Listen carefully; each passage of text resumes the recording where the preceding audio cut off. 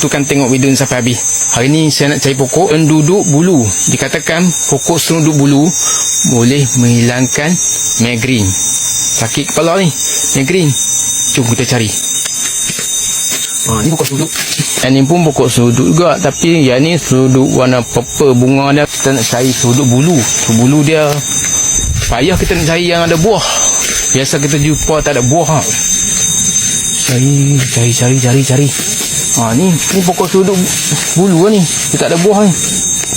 Ni suduk bulu, dia tak ada buah. Kita nak cari yang ada buah. Nama sertifik Clidemia hitam. Kita tahu nama sertifik dia. Kita dah jumpa. Ni suduk bulu. Dia ada buah ni.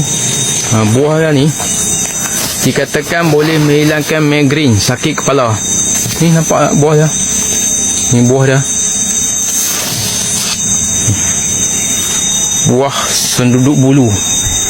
Dikatakan boleh menghilangkan migrain. Okey, kita cuba. Sakit kepala ni, kalau boleh menghilangkan migrain, kita cuba. Mana ni? Asal mana?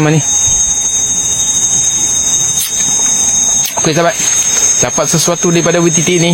Semoga bermanfaat.